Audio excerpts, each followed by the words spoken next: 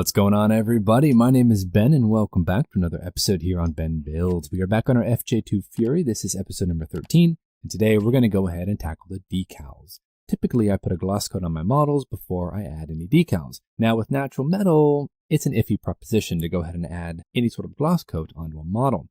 Reason being is that it will actually decrease and diminish your sheen and your shine of the actual metallizing paint. But in this case, that's actually not a bad thing. Most of the aircraft that I'm trying to represent here were a little bit weathered, and so the metal would kind of fade out and oxidize, so it wouldn't be so brightly shiny. It would be more of a muted color. So what I've done is I've actually taken my test piece that I used to test the Alclad, and I airbrushed some Pledge Revive It over the top of this just to check how it would do with the shininess of the metal. Didn't do that badly, actually. It did reduce the sheen a little bit, but honestly, I'm fine with it. Besides, I'm trying to go for a little bit more of a weathered appearance, so I don't want it so bright, shiny, like it's museum polished. So we're going to go ahead and jump off camera real quick. I'm going to overcoat the entire thing in Future, or Pledge Revive It, whatever you want to refer to it as. And then I'm going to go ahead and let it dry and move over to the decals. Now this should actually diminish that sheen a little bit. It should kind of mellow it all out. And I'm hoping it should be a nice base for my decals. So let's go ahead and get that real quick, and I'll be right back. Let's talk about some decals. Now, while those parts are drying off camera, I wanted to go ahead and show you guys some mistakes that I have found in the decal sheet. Now, first and foremost, I have been searching through and doing some research and looking at my books and all that, and originally, I tried to do this scheme right here. I really thought that red bands on the nose, fuselage, and tail would be a really cool contrast to that shiny metal. So that's fine, but there's an issue.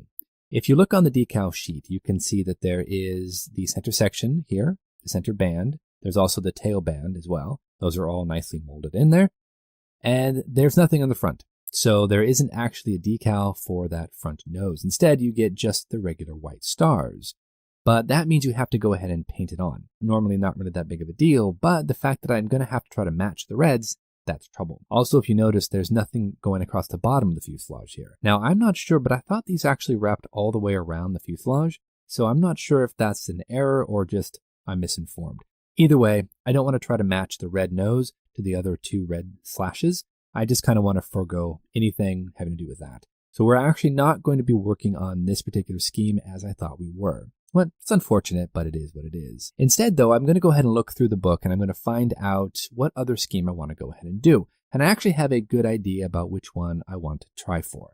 The nice thing about Kitty Hawk kits here is they give you a ton of different markings and options, so it's not like I don't have anything to choose from. There's a number of different ones that look really awesome, so I'm going to go ahead and just pick one of those and go with it. Shouldn't be too bad, but let's go ahead and just start out here on the front, and let me show you a couple other problems that I've come across in all of my research. So let's go ahead and get out my FJ-2 Fury book, and let me show you something interesting. So moving right along here for the first color plate, I went ahead and found that unit here in my FJ-2 Fury book, and it checks out. We've got the stripes, we've got the front nose number, we've got the 2-letter tail code, we've got all those little things right there, and that's really cool. But here's something interesting. If you look up here at the front nose, you see a 3-digit code. Now, that's not really that big of a deal. And we also have a darkened section here. I'm not sure if that's just a different color paint or if it's a darkened metal color. The big problem I have really with this is that front number on that nose. If you look at the instructions and you see the actual number here, it is 3 digits, so that checks out.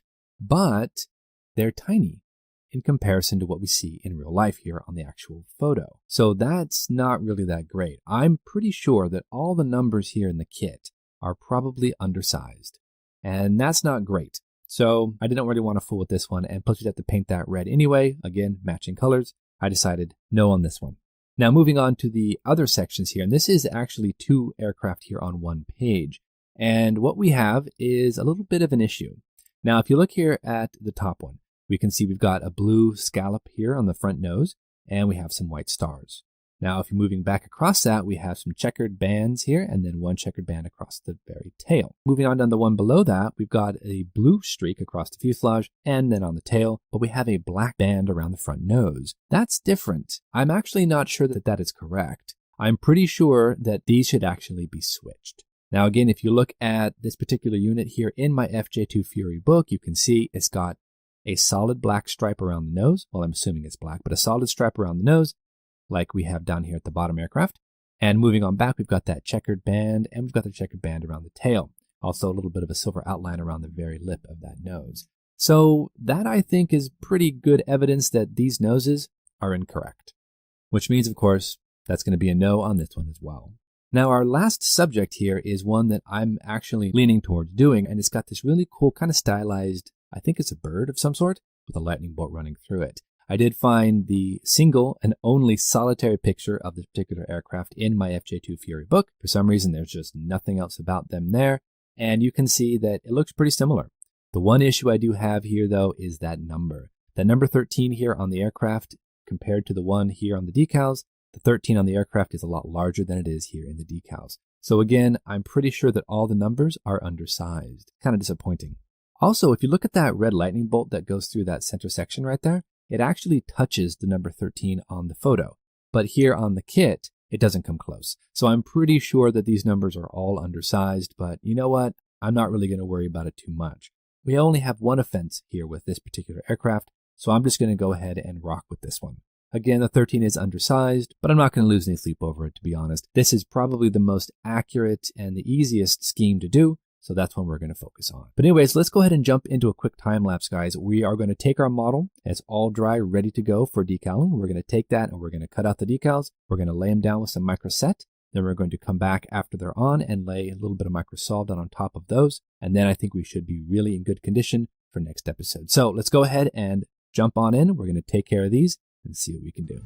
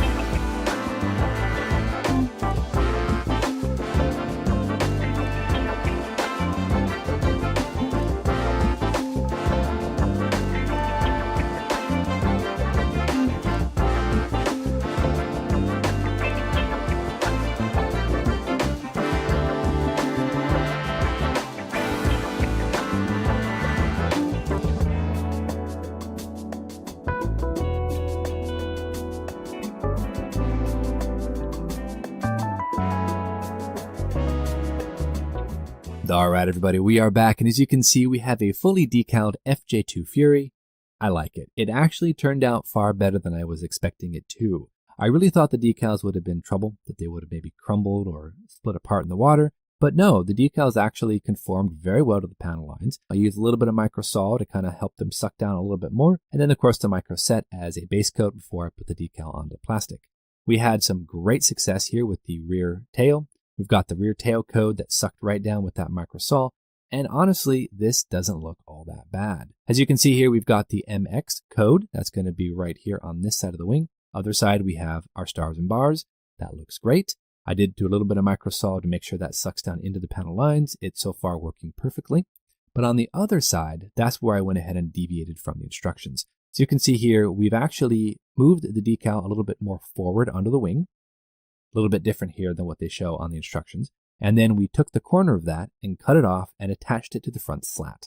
I've seen a lot of Furies that have that exact layout, so I wanted to go ahead and change it up just a little bit. Also, the Marines here on the bottom of that wing, I actually positioned that a little bit differently based on some other reference photos that I found in my Fury book. Otherwise, all the decals went on beautifully and I stuck to the instructions. So now what we're going to have to do is we're just going to have to let this dry, let everything cure. And then a little bit off camera here, I'll come back and I'll airbrush a very thin layer of Future over the top of these to seal them on down. Then next episode, we're going to come on back, and after the Future has dried, we're going to attempt to weather. Now I've got a lot of pictures of actual Furies that have some stains and some different type of streaks on it. So I'm going to really try to copy those. May not be 100% accurate for this aircraft, but I think it's going to be just kind of in the artistic vein. So we're all good with that. We're going to go ahead and call it quits for today. Thank you so much for watching. Until our next episode, you know the drill. Go on out there, get yourself some bench time, have some fun, build something cool, and we'll see you back here on the next episode of the FJ-2 Fury here on Ben Builds. Thanks so much, everybody. We'll see you soon.